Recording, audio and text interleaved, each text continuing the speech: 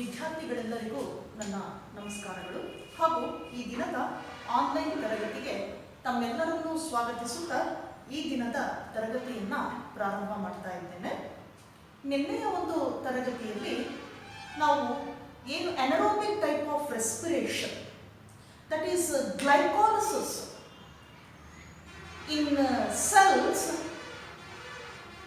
in an organism body, especially in plants, some cells oxidized glucose partially.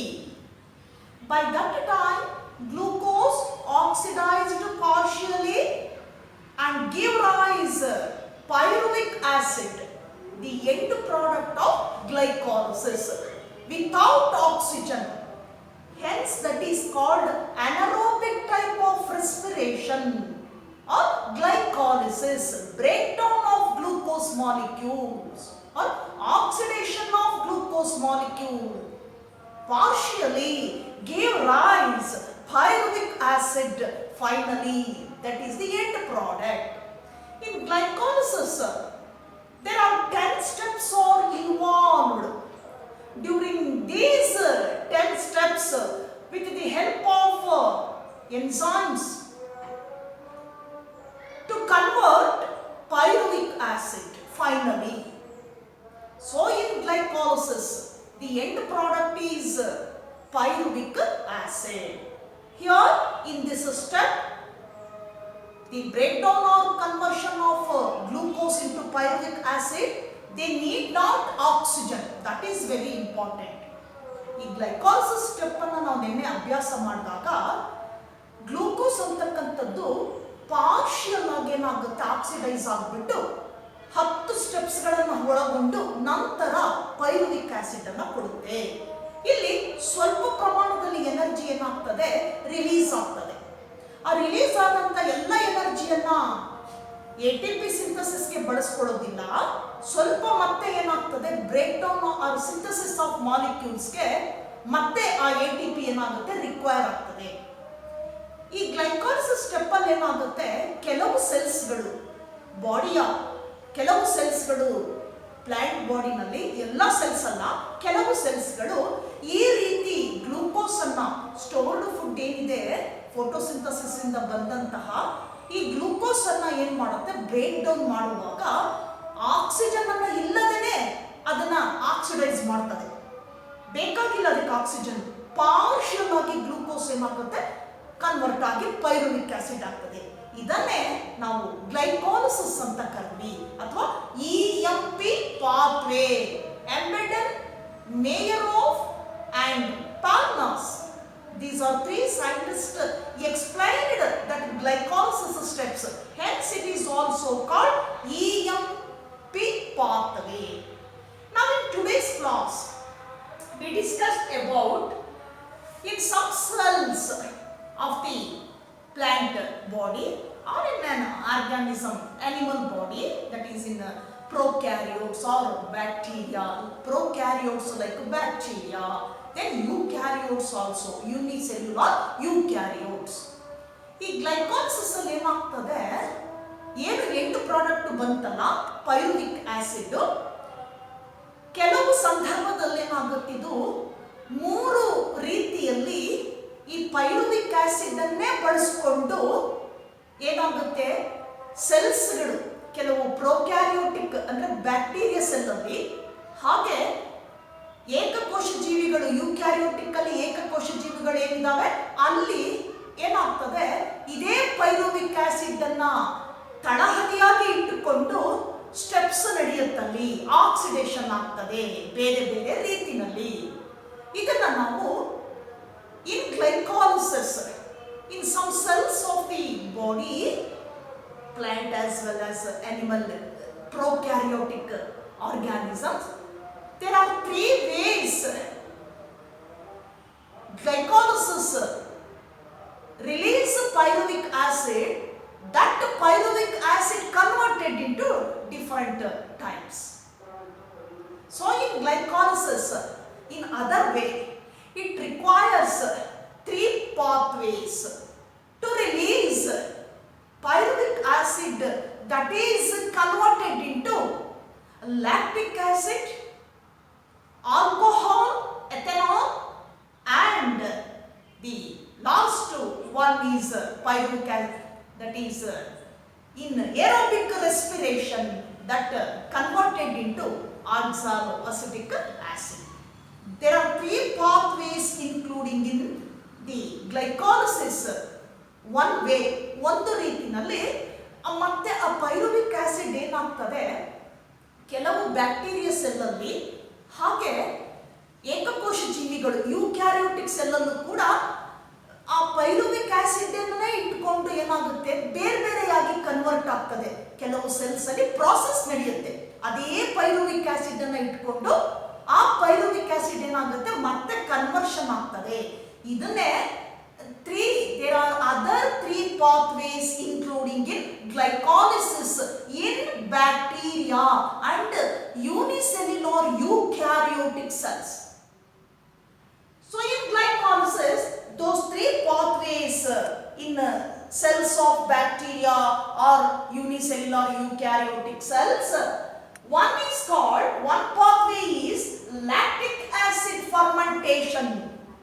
You know that the fermentation, have you heard this word fermentation? ಬುರುಗುವಿಕೆ ಅಂತ ಹೇಳ್ತೀವಿ ನಾವು, ಹುಳಿ ಬರುವಿಕೆ.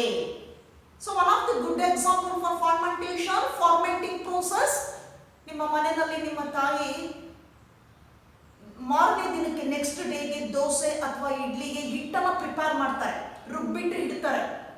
ಆ ಹಿಟ್ಟು ಏನಾಗುತ್ತೆ, 8 to 10 hours ಆದ್ಮೇಲೆ ನೋಡಿದ್ರೆ ಹುಬ್ಬುತ್ತೆ.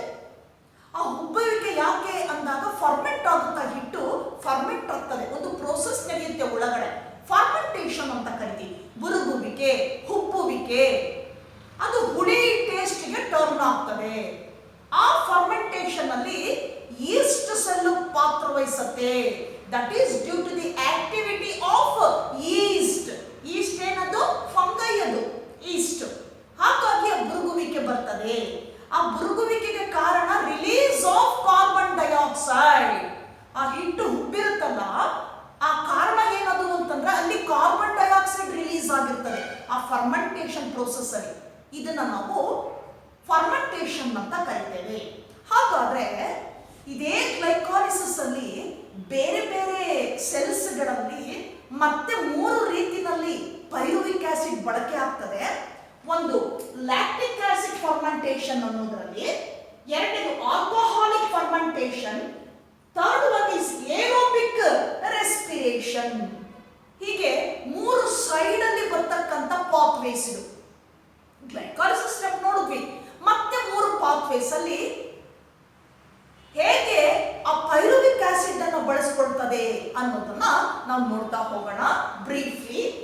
In first pathway of glycolysis, lactic acid fermentation. In bacterial cell, during oxidation, the pyruvic acid converted into lactic acid. ಕೆಲವು ಬ್ಯಾಕ್ಟೀರಿಯಾ ಸೆಲ್ ಅಲ್ಲಿ ಏನಾಗ್ತದೆ, ಬ್ಯಾಕ್ಟೀರಿಯಾ ಅಂದಾಗ ಪ್ರೊಕ್ಯಾರಿಯೋಟಿಕ್ ಸೆಲ್ ಅಲ್ವಾ, ಅದು ಒಂದೇ ಸೆಲ್ ಇರ್ತದೆ. there is no nucleus and nuclear membrane. ಹಾಗಾಗಿ ಅದನ್ನ ಪ್ರೊಕ್ಯಾರಿಯೋಟ್ಸ್ ಅಂತ ಕರಿತೇವೆ. ಈಗ ಇಲ್ಲೇನಾಗ್ತದೆ, ಆ ಪೈರುವಿಕ್ ಆಸಿಡ್ ಅಂತಕ್ಕಂಥದ್ದು ಏನಾಗುತ್ತೆ, ಲ್ಯಾಕ್ಟಿಕ್ ಆಸಿಡ್ ಆಗಿ ಕನ್ವರ್ಟ್ ಆಗ್ತದೆ. ಆಕ್ಸಿಡೈಸ್ ಆಗ್ಬಿಟ್ಟು ಏನಾಗ್ತದೆ, ಲ್ಯಾಕ್ಟಿಕ್ ಆಸಿಡ್ ಆಗಿ ಕನ್ವರ್ಟ್ ಆಗ್ತದೆ. ಹಾಗೇನೆ ಎರಡನೇ ಪಾತ್ವೆಯನ್ನು ನೋಡಿದಾಗ same ಪೈರುವಿಕ್ acid converted into alcohol, that is ethanol. ಇನ್ನೊಂದು ಫರ್ಮೆಂಟೇಷನ್ ಅಲ್ಲಿ ತಗೊಂಡಾಗ ಪ್ರಾಸೆಸ್ ಅಲ್ಲಿ by the activity of yeast, same pyruvic acid converted into ethanol and release of carbon dioxide during fermentation, alcoholic fermentation, that is called alcoholic fermentation, where the pyruvic acid converted into ethanol and carbon dioxide. Ethanol nothing but alcohol. So this is called alcoholic fermentation by the activity of yeast. Then in both the steps, one is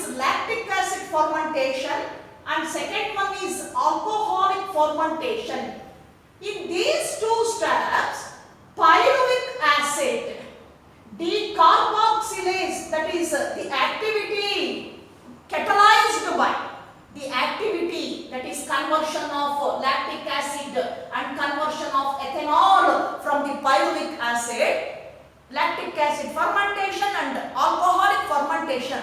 These two pathways catalyzed by an enzyme called pyruvic decarboxylase and alcohol dehydrogenase. Pyruvic decarboxylase catalyzed lactic acid into pyruvic acid into lactic acid. Then the pyruvic acid converted into ethanol by the help of alcohol dehydrogenase enzyme. ನೋಡಿ, ಈ ಎರಡು ಏನಿದೆ ಪಾತ್ವೇನಲ್ಲಿ ಒಂದೇ ಇರ್ತಕ್ಕಂಥದ್ದು ಪೈರುವಿಕ್ acid, ಅದು conversion ಆಗ್ತದೆ. ಒಂದನೇ step ಅಲ್ಲಿ ಲ್ಯಾಕ್ಟಿಕ್ ಆಸಿಡ್ ಆಗಿ ಕನ್ವರ್ಟ್ ಆಗ್ತದೆ. ಹಾಗೆ ಕನ್ವರ್ಟ್ ಆಗಬೇಕಾದ್ರೆ ಅಲ್ಲೊಂದು ಎನ್ಸೈಮ್ ಸಹಾಯ ಮಾಡುತ್ತೆ. ಆ ಎನ್ಸೈಮ್ ಅನ್ನ ನಾವು ಪೈರುವಿಕ್ ಡಿಕಾರ್ಬಾಕ್ಸಿಲೇಸ್ ಅಂತ ಹೇಳ್ತೇವೆ. ಎರಡನೇದಾಗಿ ಆಲ್ಕೋಹಾಲಿಕ್ ಫರ್ಮೆಂಟೇಷನ್ ಅಲ್ಲಿ ಪೈರುವಿಕ್ acid converted R released ethanol, alcohol ಅನ್ನು ರಿಲೀಸ್ ಮಾಡ್ತದೆ. ಇಲ್ಲಿ ಬರುವಂತ ಒಂದು ಎನ್ಸೈಮ್ ಯಾವುದದು? Alcohol dehydrogenase. So these two enzymes are involved by the conversion of pyruvic acid into lactic acid and ethanol. Then third one is aerobic type of respiration. That is the another way, another pathway in glycolysis. So in aerobic respiration, here oxidation of pyruvate, oxidation of pyruvate, that is pyruvic acid later converted into pyruvate. They require oxygen, they require oxygen, hence it is called aerobic type of respiration. In that time the conversion glucose, that is after the completion of glycolysis, the pyruvate, the end product pyruvic acid, pyruvate converted into pyruvate, that pyruvate oxidized by the help of oxygen. That type is called as aerobic type of respiration. So these are the pathways in one side of glycolysis in cells, bacterial cells and as well as the unicellular eukaryotic cell. ಮೂರು ಇದನ್ನ side ಆಗಿ ನಾವು ನೋಡ್ತೇವೆ. Further ಆಗಿ ನಡೆಯುವಂತ process ಅಲ್ಲಿ ಒಂದೇ product convert ಆಗ್ತಕ್ಕಂಥದ್ದು, that is ಪೈರುವಿಕ್ acid. So next we move on to, that is in the alcoholic fermentation. So one more point is there. In the alcoholic fermentation, ಈ ಎರಡನೇ ಸ್ಟೆಪ್ ಅಲ್ಲಿ ಏನಾಗುತ್ತೆ ಅಂದ್ರೆ, ಇನ್ ಬೆವರೇಜ್ ಇಂಡಸ್ಟ್ರೀಸ್ ಅಂದ್ರೆ ಈ ಪಾನೀಯಗಳನ್ನ ತಯಾರಿಕೆ ಮಾಡುವಂತಹ ಘಟಕಗಳು, ಇಂಡಸ್ಟ್ರೀಸ್ ಕೈಗಾರಿಕೆ, ಅದನ್ನ ನಾವು ಬೆವರೇಜಸ್ ಇಂಡಸ್ಟ್ರೀಸ್ ಅಂತ ಕರಿತೇವೆ. ಈ ಪಾನೀಯಗಳು ಅಂದಾಗ ಅಲ್ಲಿ ನಾವು ಡ್ರಿಂಕ್ಸ್ ಅನ್ನ ತಗೊಳ್ತೀವಿ. ಆ ಡ್ರಿಂಕ್ಸ್ ಅಲ್ಲಿ ಮುಖ್ಯವಾಗಿ ವೈನ್, ವಿಸ್ಕಿ, ಬೀರ್, ಬ್ರ್ಯಾಂಡಿ, ಈ ನಾಲ್ಕನ್ನ ಏನ್ ಮಾಡ್ತಾರೆ, ಮ್ಯಾನುಫ್ಯಾಕ್ಚರಿಂಗ್ ಮಾಡ್ತಾರೆ by the use of or fermenting of yeast. Yeast ಅನ್ನ ಬಳಕೆ ಮಾಡ್ಕೊಂಡ್ಬಿಟ್ಟು ಫರ್ಮೆಂಟೇಷನ್ ಪ್ರೋಸೆಸ್ ಮಾಡಿಬಿಟ್ಟು ಆ ಡ್ರಿಂಕ್ಸ್ ಅನ್ನ ಮ್ಯಾನುಫ್ಯಾಕ್ಚರ್ ಮಾಡ್ತಾರೆ. ಆ ಡ್ರಿಂಕ್ಸ್ ಏನಿದೆ ಬೆವರೇಜಸ್ ಇಂಡಸ್ಟ್ರೀಸ್ ಅಂತ ಕರಿತೀವಿ, ಬೆವರೇಜಸ್ ಅಂತ ಕರಿತೇವೆ. ಇಲ್ಲಿ ಆ ಫರ್ಮೆಂಟೇಷನ್ ಪ್ರೋಸೆಸ್ ಅಲ್ಲಿ ಏನಾಗಿರ್ತದೆ, concentration of alcohol, that is alcoholic concentration is to be a limit. Limit condition ಅಲ್ಲಿ ಇರಬೇಕಾಗ್ತದೆ ಆ ಆಲ್ಕೋಹಾಲಿಕ್ ಕಾನ್ಸಂಟ್ರೇಷನ್ ಆ ಫರ್ಮೆಂಟೇಷನ್ ಆಗುವಾಗ. ಯಾಕೆ ಅಂದ್ರೆ ಲಿಮಿಟ್ಗಿಂತ ಎಕ್ಸೆಸ್ ಆಯ್ತು ಕಾನ್ಸಂಟ್ರೇಷನ್, ಆಲ್ಕೋಹಾಲಿಕ್ ಕಾನ್ಸಂಟ್ರೇಷನ್ ಅದರ ಪ್ರಬಲತೆ ಆ ಲಿಮಿಟ್ಗಿಂತ ಜಾಸ್ತಿ ಆಯ್ತು ಅಂದಾಗ ಏನಾಗ್ತದೆ, that causes toxic to yeast cells. ಅದೇನಾಗುತ್ತೆ, ವಿಷವಾಗುತ್ತೆ. ವಿಷವಾಗಿ ಆ ಫರ್ಮೆಂಟೇಷನ್ ಪ್ರೋಸೆಸ್ಗೆ ನಾವು ಏನು ಇಂಟ್ರೊಡ್ಯೂಸ್ ಮಾಡಿರ್ತೀವಿ ಈಸ್ಟ್ ಅನ್ನ, ಆ ಸೆಲ್ಸ್ ಏನಾಗುತ್ತೆ, ವಿಷವಾಗ್ತಾ ಬರ್ತದೆ. ಆಗೇನಾಗುತ್ತೆ, ಎಂಟೈರ್ ಡ್ರಿಂಕ್ ಏನಿದೆ, ವೈನ್, ವಿಸ್ಕಿ, ಬ್ರ್ಯಾಂಡಿ ಏನಿದೆ, ಇದು ಬೀರ್ ವಿಷವಾಗಿ ಪರಿಣಮಿಸುತ್ತೆ. ಆ ಕಾನ್ಸಂಟ್ರೇಷನ್ ಲಿಮಿಟ್ಗಿಂತ ಜಾಸ್ತಿ ಆಗೋಗ್ಬಿಡ್ತು ಅಂತಂದ್ರೆ ಪ್ರಬಲತೆ ವಿಷವಾಗುತ್ತೆ. That leads to death.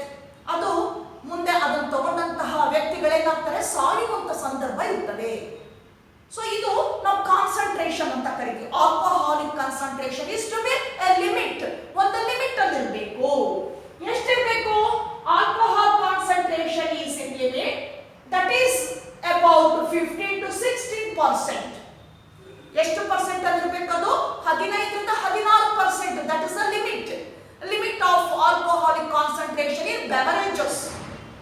More than 60%, that causes toxic to yeast cells during fermentation. ಏನ್ ಮಾಡುತ್ತದು? 16%ಗಿಂತ ಏನಾದರೂ ಜಾಸ್ತಿ ಆಯ್ತು ಪ್ರಬಲತೆ ಅಂದಾಗ, ಆ ಕಾನ್ಸಂಟ್ರೇಷನ್ ಅಂದ್ರೆ ನಾವು ಪ್ರಬಲತೆ ಅಂತ ಹೇಳ್ತೀವಿ. ಆಗ ಏನಾದರೂ ಜಾಸ್ತಿ ಆಯ್ತು 16% ಅಂದಾಗ ಏನಾಗುತ್ತೆ, ಆ ಡ್ರಿಂಕ್ಸ್ ಅಲ್ಲಿ ಇರ್ತಕ್ಕಂತಹ ಈಸ್ಟ್ ಸೆಲ್ಸ್ ಏನಾಗುತ್ತೆ, ವಿಷವಾಗ್ತದೆ, ಟಾಕ್ಸಿಕ್ ಆಗ್ತದೆ. ಯಾವಾಗ ಟಾಕ್ಸಿಕ್ ಆಗ್ತದೋ ಎಂಟೈರ್ ಆಲ್ಕೋಹಾಲ್ ಏನಾಗ್ತದೆ, ಬಿಕಮ್ ಟಾಕ್ಸಿಕ್, ವಿಷ ವಸ್ತುವಾಗ್ತದೆ, ವಿಷಪಾನೀಯವಾಗ್ತದೆ. ಯಾರು ಅದನ್ನು ತಗೊಳ್ತಾರೋ ಆ ವ್ಯಕ್ತಿಗಳೇನಾಗ್ತಾರೆ, ಸಾಯುವಂತ ಸಂದರ್ಭಕ್ಕೆ ಹೋಗ್ತಾರೆ, ಸಾಯುವ ಒಂದು ಚಾನ್ಸಸ್ ಹೆಚ್ಚಾಗಿರ್ತದೆ. That is the concentration limit of alcohol in beverages. ಎಷ್ಟಿರಬೇಕು ಲಿಮಿಟ್? ಹಾಗಾದ್ರೆ 15 to 16%. That is the limit, normal limit concentration of alcohol in beverages. Now we move on to the aerobic type of respiration. ಈಗ ನಾವು aerobic respiration ಅಂದ್ರೆ ಏನು? What all the events can occur in that type of respiration? Let me start the aerobic type of respiration. What is the definition for aerobic respiration? So the aerobic respiration defined as the oxidation of substances in the presence of oxygen and release of carbon dioxide and a large amount of energy. That energy can be utilized by the synthesis of ATP. This process is called aerobic respiration. ಏನು ಹಾಗಂದ್ರೆ ಅಂದ್ರೆ oxidation of substances. ಈ ಜೀವಕೋಶದಲ್ಲಿರ್ತಕ್ಕಂತಹ ವಸ್ತುಗಳು ಏನಿದೆ, substances, oxidation ಆಗುತ್ತದು. Oxidation ಆದಾಗ ಅದಕ್ಕೆ ಏನ್ ಬೇಕಾಗುತ್ತೆ? They require oxygen. That is in the presence of oxygen. ಇಲ್ಲಿ ಆಮ್ಲಜನಕದ ಸಹಾಯದಿಂದ ಆಕ್ಸಿಡೇಷನ್ ಆಗುತ್ತೆ ಸಬ್ಸ್ಟೆನ್ಸಸ್. ಹಾಗಾಗಿನೇ ನಾವು ಈ ಪ್ರೋಸೆಸ್ ಅನ್ನ, ಈ ರೆಸ್ಪಿರೇಷನ್ ಅನ್ನ ಏನಂತ ಕರಿತೀವಿ? ಏರೋಬಿಕ್ ಅಂತ ಕರಿತೇವೆ. ಯಾಕೆಂದ್ರೆ in the presence of oxygen. That's why the type of respiration is called aerobic type of respiration. The oxidation of substances in the presence of oxygen released carbon dioxide and a large amount of energy. ಹಾಗೆ oxidation ಆದ್ಮೇಲೆ ಆ ವಸ್ತುಗಳು ಏನನ್ನ ಬಿಡುಗಡೆ ಮಾಡುತ್ತೆ? Carbon dioxide ಮತ್ತೆ energy. Large amount of energy is released in the aerobic type of respiration when compared to anaerobic type. That energy utilized by the synthesis of ATP molecules. ಅದೇ ಎನರ್ಜಿಯನ್ನ ಜೀವಕೋಶಗಳು ಯಾವುದಕ್ಕೆ ಬಳಸಿಕೊಳ್ಳುತ್ತೆ?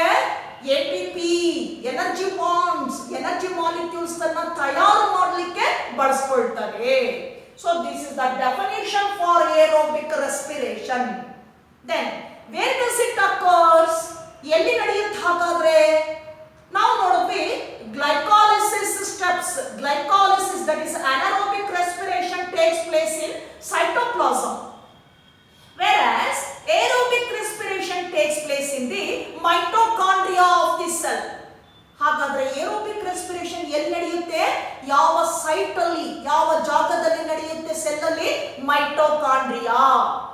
Mitochondria nothing but one of the cell organelle. ಜೀವಕೋಶದ ಒಂದು ವಸ್ತು ಅದು. ನಾವು ಅದನ್ನೇ power house of the cell ಅಂತ ಕರ್ವಿ. ಯಾವುದನ್ನ? ಮೈಟೋಕಾಂಡ್ರಿಯನ್ನ. ಇಲ್ಲಿ ಏರೋಬಿಕ್ ರೆಸ್ಪಿರೇಷನ್ ನಡೆಯುತ್ತೆ. So aerobic type of respiration mitochondria. This is the definition for the aerobic respiration. This respiration takes place only in higher organisms. ಎಲ್ಲಿ ನೋಡ್ತೀವಿ ನಾವು ಈ ವಿಧದ ರೆಸ್ಪಿರೇಷನ್ ಅನ್ನ, ಸೆಲ್ಯುಲಾರ್ ರೆಸ್ಪಿರೇಷನ್ ಅನ್ನ ಹೈಯರ್ ಆರ್ಗಾನಿಸಮ್ಸ್ ಅಲ್ಲಿ ನೋಡ್ತೀವಿ, ಮೈಟೋಕಾಂಡ್ರಿಯಾದಲ್ಲಿ ನಡೆಯುವಂತಹ ಕ್ರಿಯೆ. What are the events takes place in aerobic respiration? ಹಾಗಾದ್ರೆ ಈ ತರದ ರೆಸ್ಪಿರೇಷನ್ ಅಲ್ಲಿ ಅಂದ್ರೆ ಆಕ್ಸಿಜನ್ ಅನ್ನ ಬಳಸಿಕೊಂಡು ಆ ಒಂದು ಏನು ಸಬ್ಸ್ಟೆನ್ಸ್ ಆಕ್ಸಿಡೈಸ್ ಆಗಿಬಿಟ್ಟು CO2 ಮತ್ತೆ ಎನರ್ಜಿಯನ್ನು ಬಿಡುಗಡೆ ಮಾಡುತ್ತಲ್ಲ, ಅಲ್ಲಿ ಏನೇನು ಘಟ್ಟಗಳು ಯಾವ್ಯಾವ ಹಂತಗಳು ನಡೆಯುತ್ತೆ ಬರುತ್ತೆ ಅದನ್ನು ನಾವು ಈವೆಂಟ್ಸ್ ಅಂತ ಕರಿತೀವಿ. ಸೀಕ್ವೆನ್ಸ್ ಆರ್ ಈವೆಂಟ್ಸ್ ಅಂತ ಕರಿತೀವಿ. ಏನೇನು ಘಟ್ಟಗಳು ಬರುತ್ತೆ ಹಾಗೆ ಕನ್ವರ್ಷನ್ ಆಗುವಾಗ ಅನ್ನೋದನ್ನೇ ನಾವೇನಂತ ಕರಿತೇವೆ? Events in aerobic respiration. Now the first event is the aerobic respiration takes place in the mitochondria. ಎಲ್ಲಿ ನಡೆಯುತ್ತಿದ್ದು? ಮೈಟೋಕಾಂಡ್ರಿಯಾದಲ್ಲಿ ನಡೆಯುತ್ತೆ. Then second one, pyruvate from the cytoplasm moves to mitochondria. Very important. ಈಗ ಗ್ಲೈಕೋಲಿಸಿಸ್ ಎಲ್ಲಿ ನಡೀತು? Cytoplasm ಅಲ್ಲಿ ನಡೀತು, ಹೌದಲ್ವಾ? Cell ತಗೊಂಡ್ರೆ ನಾವು ಸೆಲ್ ಒಳಗಡೆ ಇರ್ತಕ್ಕಂಥ ಆ ದ್ರವವನ್ನ ಏನಂತ ಕರಿತೀವಿ? ಸೈಟೋಪ್ಲಾಸಮ್. ಅದ್ರ ಮಧ್ಯೆ ಇರ್ತಕ್ಕಂಥದ್ದು ಏನದು? ಕೋಶ ಕೇಂದ್ರ. ಆ ಸೈಟೋಪ್ಲಾಸಮ್ ನಲ್ಲಿ ಏನ್ ನೋಡ್ತೀವಿ ನಾವು? Golgi complex, mitochondria, lysosome. So ಈ ರೀತಿ ವಸ್ತುಗಳನ್ನ ನಾವು ನೋಡ್ತೀವಿ. Endoplasmic reticulum. ಹಾಗೆ ಮೈಟೋಕಾಂಡ್ರಿಯಾನು ಒಂದು. ಈಗ ಗ್ಲೈಕಾಲಿಸಿಸ್ ಸೈಟೋಪ್ಲಾಸಮ್ ಅಲ್ಲಿ ನಡೆದ ನಂತರ ಆ ಎಂಡ್ ಪ್ರಾಡಕ್ಟ್ ಇದೆಯಲ್ಲ, ಪೈರುವಿಕ್ ಆಸಿಡ್, ಆ ಪೈರುವಿಕ್ ಆಸಿಡ್ ಪೈರುವೇಟ್ ಆಗ್ತದೆ. ಆ ಪೈರುವೇಟ್ ಅನ್ನುವಂತ ವಸ್ತು ಏನಾಗುತ್ತೆ? ಈಗ ಏರೋಬಿಕ್ ರೆಸ್ಪಿರೇಷನ್ ಅನ್ನ ಪ್ರೊಸೀಡ್ ಮಾಡಬೇಕಾಗಿದೆ. ಅನೆರೋಬಿಕ್ ಇಂದ ಎಲ್ಲಿ ಬರ್ಬೇಕೀಗ? ಏರೋಬಿಕ್ ಬರಬೇಕು. ಆ ಏರೋಬಿಕ್ ರೆಸ್ಪಿರೇಷನ್ ಬರಬೇಕಾದ್ರೆ ಸೈಟೋಪ್ಲಾಸಮ್ ಅಲ್ಲಿ ಇರುವಂತ ಪೈರುವೇಟ್ ಈಗ ಎಲ್ಲಿ ಮೂವ್ ಆಗಬೇಕು? ಮೈಟೋಕಾಂಡ್ರಿಯಾಗೆ ಮೂವ್ ಆಗುತ್ತೆ. For the further process, continuation of further process, that is aerobic respiration. The second event, pyruvate from cytoplasm moves to mitochondria. Then third one, complete oxidation, pyruvates removes hydrogen ions and release carbon dioxide molecules. ಮೂರನೇ ಘಟ್ಟದಲ್ಲಿ ಏನಾಗ್ತದೆ? ಹಾಗೆ ನಡೆಯುವಾಗ, ಆ respiration ನಡೆಯುವಾಗ ಮೂರನೇ event ಏನಪ್ಪಾ ಅಂದ್ರೆ, ಆ ಪೈರುವೇಟ್ ಆಕ್ಸಿಡೇಷನ್ ಆಗ್ತಾ ಬಂದಾಗೆಲ್ಲ ಏನಾಗ್ತದೆ? ಹೈಡ್ರೋಜನ್ ಅಯಾನ್ಸ್ ಅನ್ನ ರಿಮೂವ್ ಮಾಡ್ತಾ ಬರ್ತದೆ. ವಾಟರ್ ಅಲ್ಲಿ ಇರ್ತಕ್ಕಂಥ ಹೈಡ್ರೋಜನ್ ಅಯಾನ್ಸ್ ಇದೆಯಲ್ಲ, H2O, ಆ ಹೈಡ್ರೋಜನ್ ಅಯಾನ್ಸ್ ಅನ್ನ ನಾವು ಪ್ರೋಟಾನ್ಸ್ ಅಂತಾನು ಕರಿತೇವೆ. ಈ ಹೈಡ್ರೋಜನ್ ಅಯಾನ್ಸ್ ಎಲ್ಲ ತೆಗೆದುಬಿಟ್ಟು ರಿಮೂವ್ ಮಾಡ್ತಾ ಬಂದ್ಬಿಟ್ಟು ಕಾರ್ಬನ್ ಡೈಆಕ್ಸೈಡ್ ಅನ್ನ ಏನ್ ಮಾಡುತ್ತದು? ರಿಲೀಸ್ ಮಾಡ್ತಾರೆ. Pyruvate removes hydrogen ions and release 3 molecules of carbon dioxide, 3 CO2. Then the next event, during that cycle, that oxidation process, aerobic type of respiration, electrons remove hydrogen ions and give rise O2. That O2 for the synthesis of ATP, that is energy. ನೋಡಿ, ಬಹಳ ಚೆನ್ನಾಗಿ ಅರ್ಥ ಮಾಡ್ಕೊಳ್ಬೇಕಾಗ್ತದೆ ನೀವು ಇದನ್ನ. ಈಗ respiration ನಡೆಯುವಾಗ ಏನಾಗ್ತದೆ? Movement of electrons ಇರುತ್ತೆ, ಹೌದಲ್ವಾ? ಎಲೆಕ್ಟ್ರಾನ್ಸ್ ಬೇಕೇ ಬೇಕು. ಯಾಕೆಂದ್ರೆ ಎನರ್ಜಿ ಮಾಲಿಕ್ಯೂಲ್ಸ್ ನೆಲ್ಲ ಏನ್ ಮಾಡುತ್ತದ್ದು? ಸ್ಟೋರ್ ಮಾಡಿ ಎಲೆಕ್ಟ್ರಾನ್ಸ್ ಟ್ರಾನ್ಸ್ಪೋರ್ಟ್ ಆಗ್ತಾ ಸಪ್ಲೈ ಮಾಡ್ತದೆ. ಆ ಎಲೆಕ್ಟ್ರಾನ್ಸ್ ಎಲ್ಲ ಏನ್ ಮಾಡುತ್ತೆ? ಅದಕ್ಕೆ ಸಪ್ಲೈ ಮಾಡ್ತಾ ಹೋಗುತ್ತೆ ಸಿಂಥಸಿಸ್ ಆಫ್ ATP ಮಾಲಿಕ್ಯೂಲ್ಸ್ಗೆ. ಈ ಮೂವ್ಮೆಂಟ್ ಇಂದ ಏನಾಗುತ್ತೆ? ಅಲ್ಲಿ ಈ ಎನರ್ಜಿ ಮಾಲಿಕ್ಯೂಲ್ಸ್ ಸಿಂಥಸೈಸ್ ಆಗ್ತಾ ಹೋಗ್ತದೆ ಎಲೆಕ್ಟ್ರಾನ್ಸ್ ಇಂದ. ಈ ಎಲೆಕ್ಟ್ರಾನ್ಸ್ ಏನ್ ಮಾಡುತ್ತೆ? ಈ ಒಂದು ಈವೆಂಟ್ ಅಲ್ಲಿ ಹೈಡ್ರೋಜನ್ ಅಯಾನ್ಸ್ ಅನ್ನ ಏನ್ ಮಾಡುತ್ತದು? ರಿಮೂವ್ ಮಾಡ್ತಾ ಬರ್ತದೆ. ಎಗೇನ್ ಮತ್ತೆ ಹೈಡ್ರೋಜನ್ ಅಯಾನ್ಸ್ ಅನ್ನ ರಿಮೂವ್ ಮಾಡಿಬಿಟ್ಟು ವಾಟರ್ ಇಂದ, ವಾಟರ್ ಅಲ್ಲಿ H2 ನಲ್ಲಿ H2 ಹೋಯ್ತು ಅಂದ್ರೆ ಉಳಿಯೋದೇನು? O2.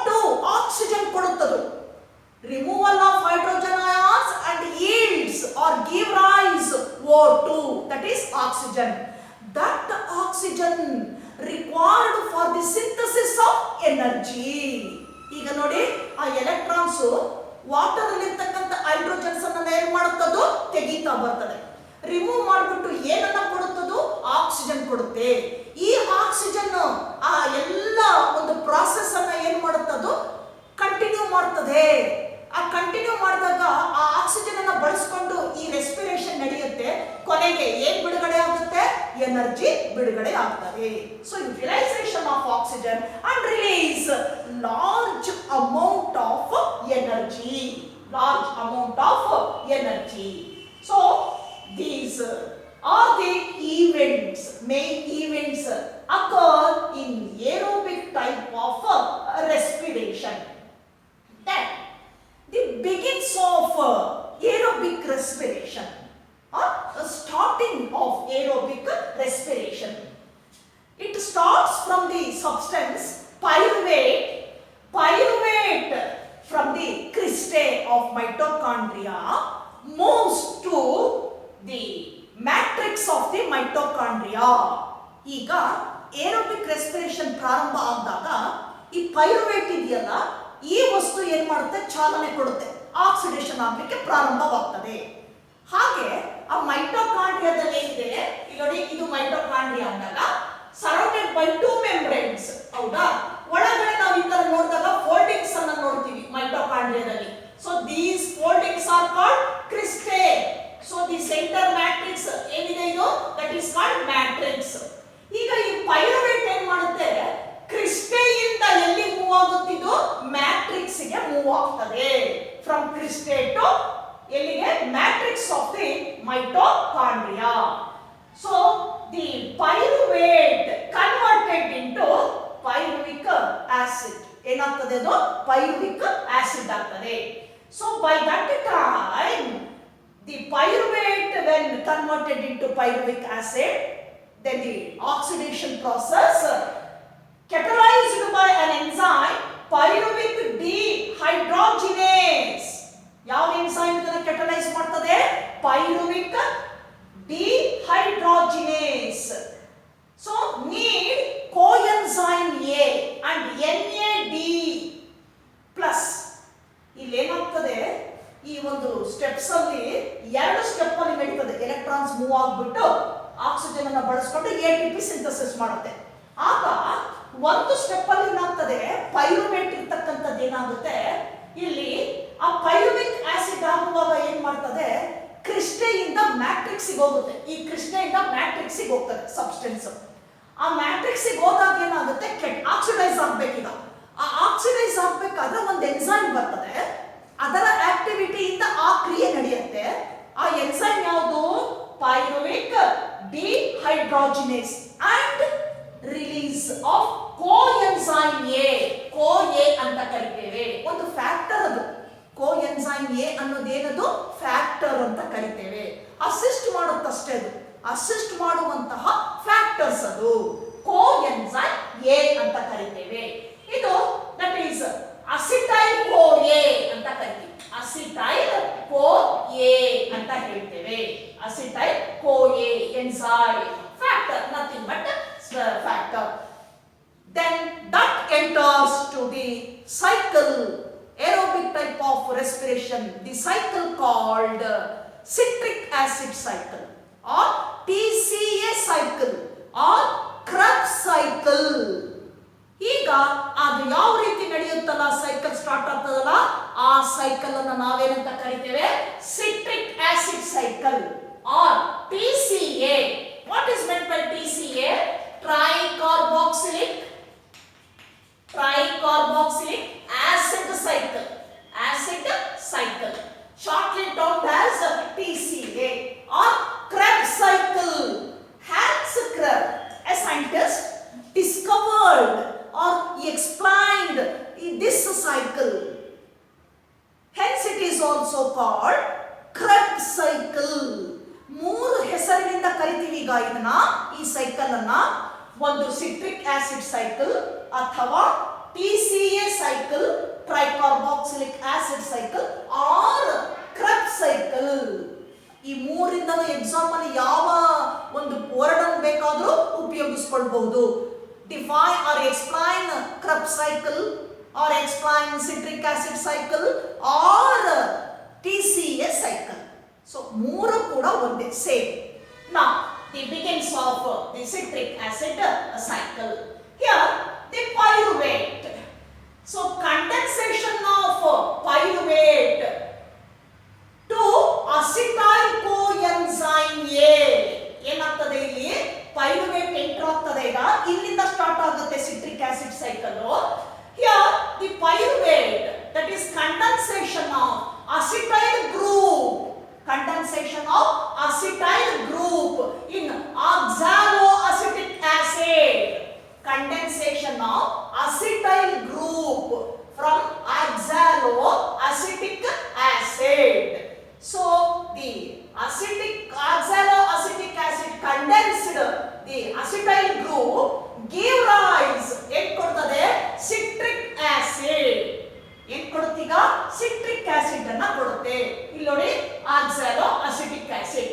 ಈ ಪೈರುವೇಟ್ ಅಂತಕ್ಕಂಥದ್ದು ಏನಾಗುತ್ತೆ ಅಸಿಟೈಲ್ ಕೋಎನ್ಸೈಮ್ ಎ ಫ್ಯಾಕ್ಟರ್ ಇಂದ ಏನ್ ಮಾಡುತ್ತಿದ್ದು ಟರ್ನ್ ಆಗ್ತದೆ. ಇಲ್ಲಿ OAA ಬರ್ತದೆ, ಆಕ್ಸಾಲೋಅಸಿಟಿಕ್ ಆಸಿಡ್ ಅಂತ ಕರಿತೇವೆ. ಈ ಆಕ್ಸಾಲೋಅಸಿಟಿಕ್ ಆಸಿಡ್ ಅಲ್ಲಿ ಅಸಿಟೈಲ್ ಗ್ರೂಪ್ ಏನಾಗುತ್ತೆ ಕಂಡೆನ್ಸೇಷನ್ ಆಗ್ತದೆ. Condensation of acetyl group in oxaloacetic acid. ಇದು ಟರ್ನ್ ಓವರ್ ಆಗುತ್ತೆ. ಇದು ಇಲ್ಲಿಂದ ಇಲ್ಲಿಗೆ ಎಂಟ್ರಿ ಆಗಿ ರೊಟೇಟ್ ಆಗ್ತದೆ, ಸ್ಟಾರ್ಟ್ ಆಗ್ತದೆ cycle.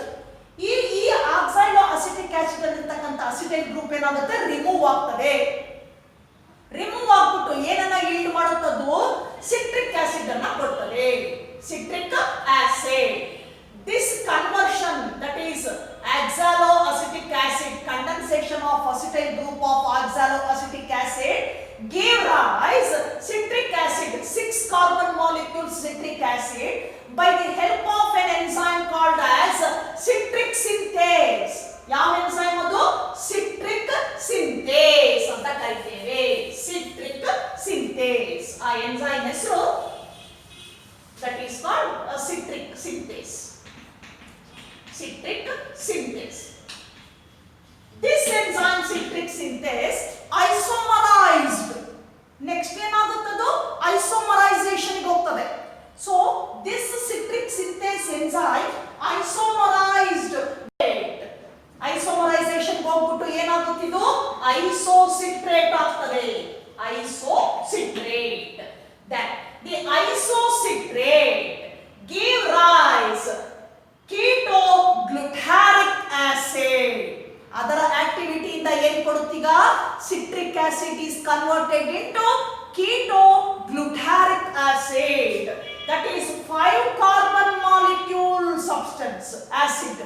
Keto-glutaric acid from citric acid by the help of citric synthase enzyme that is isomerized to form isocitrate. The keto-glutaric acid by the condensation and the utilization of NAD, that is NADH plus H2 from NAD and GTP from GDP. ಏನು ಹಾಗಂದ್ರೆ ನೋಡೋಣ. ಈಗ citric acid ಏನಾಗುತ್ತೆ ಕೀಟೋಗ್ಲುಟಾರಿಕ್ acid ಆಗ್ತದೆ. ಕೀಟೋಗ್ಲುಟಾರಿಕ್ acid ಆಗ್ತದೆ. ಆಗ ಏನಾಗುತ್ತೆ addition of ಆ ಕೋಎನ್ಸೈಮ್ ಏನಿದೆ ಎ ಇದೆಯಲ್ಲ ಸಕ್ಸಿನ ಅಸಿಟೈಲ್ ಕೋಎನ್ಸೈಮ್ ಏನಿದೆ ಕಂಡೆನ್ಸ್ ಆಗ್ಬಿಟ್ಟು ಏನ್ ಮಾಡ್ತದೆ ಈಲ್ಡ್ ಮಾಡುತ್ತೆ ಫ್ಯಾಕ್ಟರ್ಸ್ ಅನ್ನ. ಯಾವ್ಯಾವ್ದು ಫ್ಯಾಕ್ಟರ್ಸ್ ಅಂದಾಗ NAD ಇಂದ ಏನ್ ಬರುತ್ತೆ NADH plus H2. ಹಾಗೇನೆ ನೆಕ್ಸ್ಟ್ ಒನ್ GDP ಇಂದ ಏನ್ ಬರುತ್ತೆ GTP ಬರ್ತದೆ. ಹಾಗೆ FAD ಇಂದ ಏನ್ ಸಿಗುತ್ತೆ FADH2 ಪ್ಲಸ್ ಏನಿದೆಲ್ಲ NADH GDP FAD ಇಂದ NADH GTP FADH ಅಂತ ಹೇಳ್ತೇವೆ.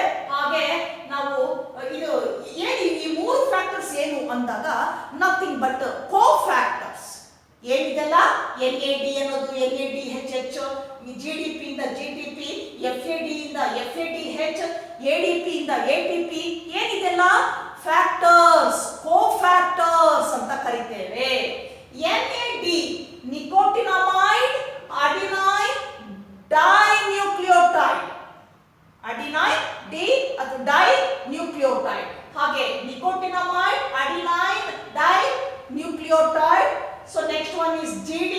ಅಂತ ಕರಿತೇವೆ. ಹಾಗೆ FAD ಫ್ಲಾವಿನ್, ಅಡಿನೈನ್ ಡೈ ನಿಕೋಟಿನಮೈಡ್ ಈ ತರ ಕರಿತೇವೆ. ನಾಟ್ ನೆಸೆಸರಿ ನೀವು ಅದನ್ನ ನೆನ್ಪಿಟ್ಕೊಳ್ಳೋದೇನು ಬೇಕಾಗಿಲ್ಲ. ಜಸ್ಟ್ ಇದನ್ನ ಹೆಸರಿಟ್ಕೊಂಡ್ರೆ ಸಾಕು ನೀವು. FAD, GDP, ADP, NAD these are nothing but ಏನಂತ ಕರಿತೇವೆ, cofactors through which electrons move from one transport system to another transport system.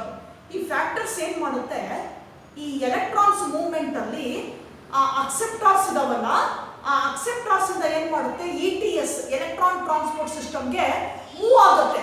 ಆ ಮೂವ್ ಆಗ್ಬೇಕಾದ್ರೆ ಈ ಏನಿದೆ ಇವೆಲ್ಲವೂ ಕೂಡ ಕೋಫ್ಯಾಕ್ಟರ್ಸ್ ಅಸಿಸ್ಟ್ ಮಾಡ್ತದೆ.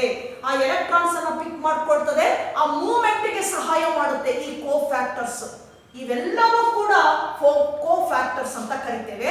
ಹೀಗೆ ಅದು ಕೋಫ್ಯಾಕ್ಟರ್ಸ್ ಆ ಎಲೆಕ್ಟ್ರಾನ್ಸ್ ಅನ್ನ ಮೂವ್ ಮಾಡೋದಕ್ಕೆ ಅಸಿಸ್ಟ್ ಮಾಡೋದ್ರಿಂದ ಏನಾಗುತ್ತೆ, synthesis of energy, ATP synthesis ಆಗ್ತದೆ.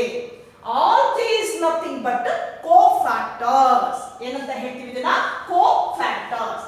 Now ketoglutarate acid 5 carbon acid converted into succinic acid. ಏನಾಗುತ್ತೆ ಈಗ, ಅದು ಸಕ್ಸಿನಿಕ್ ಆಸಿಡ್ ಆಗ್ತದೆ. ಆ ಸಕ್ಸಿನಿಕ್ ಆಸಿಡ್ ಅಲ್ಲಿ ಎಷ್ಟಿದೆ carbon, 4 carbon molecule acid, that is succinic acid, and release of succinyl CoA. ಏನು ಬರುತ್ತೆ ಇಲ್ಲಿ, succinyl CoA ಅಂದ್ರೆ enzyme CoA, that is a cofactor, succinyl cofactor. Then the conversion of ketoglutaric acid to succinic acid by the assistance of NADH2 from NAD, GTP from FGDP. ಈ factors assist ಮಾಡ್ತದೆ. Then succinic acid converted into malic acid. Malic acid again 4 carbon molecules acid. ಈ ಸಕ್ಸಿನಿಕ್ acid ಮುಂದೆ ಏನಾಗ್ತದೆ, malic acid ಆಗ್ತದೆ. Malic acid again last converted into oxaloacetic acid. ಎಲ್ಲಿಗೆ ಬರುತ್ತೆ, ಪುನಃ ಪ್ರಾರಂಭದ ಹಂತಕ್ಕೆ ಬರ್ತದೆ. oxaloacetic acid, same oxaloacetic acid then starts the next respiration event by the condensation of acetyl group and yields citric acid. So that cycle again restart. ಇದು ನಾವು ನೋಡುವಂತಹ citric acid cycle ಅಂತ ಕರಿತೇವೆ, or TCA cycle or Krebs cycle. ಯಾಕೆಂದ್ರೆ Hans Krebs ಅನ್ನೋನು ಇದನ್ನ explain ಮಾಡಿದ್ರಿಂದ ಈ ಒಂದು ಸೈಕಲ್ಗೆ ನಾವು ಕ್ರಬ್ ಸೈಕಲ್ ಅಂತಾನೂ ಕರಿತೇವೆ. ಪ್ರಾರಂಭ ಎಲ್ಲಿಂದ, ಇದು ಗ್ಲೈಕಾಲಿಸಿಸ್ ಅಲ್ಲಿ ಬಂದಂತಹ ಪೈರುವೇಟ್ ಏನ್ ಮಾಡುತ್ತೆ, ಈಗ ಸ್ಟಾರ್ಟ್ ಮಾಡ್ಕೊಡ್ತದೆ. ಈ ಪೈರುವೇಟ್ ಏನಾಗ್ತದೆ, ಈ ಫ್ಯಾಕ್ಟರ್ಸ್ ಕೋ ಎನ್ಸೈಮ್ ಎ ಅನ್ನ ಬಳಸಿಕೊಂಡು NAD ಇಂದ NADH ಹೆಚ್ಚಿಗೆ ಎನರ್ಜಿ ಬೇಕು ಅಂದಾಗ ಈ ಫ್ಯಾಕ್ಟರ್ಸ್ ಅಸಿಸ್ಟ್ ಮಾಡ್ತದೆ. ಬಳಸ್ಕೊಂಡು ಏನಾಗ್ತದೆ, ಅಸಿಟೈಲ್ ಕೋ ಎನ್ಸೈಮ್ ಆಗ್ತದೆ. ಇದು ಪ್ರಾರಂಭದ್ದು, ಇನಿಷಿಯೇಷನ್ ಅಂತ ಕರಿತೀವಿ. ಪ್ರಾರಂಭದಲ್ಲಿ ಇಷ್ಟು ಮಾಡ್ಕೊಟ್ಮೇಲೆ ಈ ಅಸಿಟೈಲ್ ಕೋ ಎನ್ಸೈಮ್ ಏನಾಗುತ್ತೆ, then starts the cycle, TCA cycle or citric acid cycle. ಈ ಅಸಿಟೈಲ್ ಕೋ ಎನ್ಸೈಮ್ ಈಗ ಈ ಸೈಕಲ್ಗೆ ಎಂಟ್ರಿ ಆಗ್ತದೆ. ಎಂಟ್ರಿ ಆಗಿದ್ದು ಏನ್ ಮಾಡುತ್ತೆ, ಆಕ್ಸಾಲೋಅಸಿಟಿಕ್ ಆಸಿಡ್ ಅಲ್ಲಿ ಇರತಕ್ಕಂತಹ ಅಸಿಟೈಲ್ ಗ್ರೂಪ್ ಅನ್ನ ತೆಗೆದು ಸಿಟ್ರಿಕ್ ಆಸಿಡ್ ಆಗಿ ಮಾಡ್ತದೆ. ಹಾಗೆ ಸಿಟ್ರಿಕ್ ಆಸಿಡ್ ಇರತಕ್ಕಂಥದ್ದು ಏನಾಗುತ್ತೆ, ಆ ಸಿಟ್ರೇಟ್ ಸಿಂಥೇಸ್ ಅನ್ನುವ ಎನ್ಸೈಮ್ ಇಂದ ಕೀಟೋಗ್ಲುಟಾರಿಕ್ ಆಸಿಡ್ ಆಗ್ತದೆ. ಕೀಟೋಗ್ಲುಟಾರಿಕ್ ಆಸಿಡ್ ಏನಾಗುತ್ತೆ, ನೆಕ್ಸ್ಟ್ ಸಕ್ಸಿನಿಕ್ ಆಸಿಡ್ ಆಗ್ತದೆ. ಸಕ್ಸಿನಿಕ್ ಆಸಿಡ್ ಇರತಕ್ಕಂಥದ್ದು ಮ್ಯಾಲಿಕ್ ಆಸಿಡ್ ಆಗ್ತದೆ. Malic acid again contains into ಏನಾಗ್ತದೆ, oxaloacetic acid. That completes the cycle, aerobic type of respiration. Yield oxygen ಏನಾಗ್ತದೆ, ಯುಟಿಲೈಸ್ಡ್ ಆಕ್ಸಿಜನ್. ಈ ಸೈಕಲ್ ಕಂಪ್ಲೀಟ್ ಆಗ್ಬೇಕಾದ್ರೆ ಏನಾಗ್ತದೆ, utilisation of oxygen in the form of that is energy release ಕೊಡುತ್ತದೋ, ಅದನ್ನು ಬಳಕೆ ಮಾಡಿಕೊಂಡು ಎನರ್ಜಿಯನ್ನ ಬಿಡುಗಡೆ ಮಾಡ್ತದೆ. That is synthesis of ATP. ನಾವು ಅದನ್ನ ಹೇಳಿದ್ವಿ ಮೈಟೋಕಾಂಡ್ರಿಯಾದಲ್ಲಿ Mitochondria is also called powerhouse of the cell because synthesis of ATP molecules during cellular respiration, aerobic type of respiration, utilizing oxygen. So rich amount of energy in the form of ATP bonds or ATP molecules released during aerobic respiration. So this is called Krebs cycle or citric acid cycle or TCA cycle. So this is enough for today's class. Then I will take up the next concept, ETS, electron transport system, in next class. Till then, goodbye.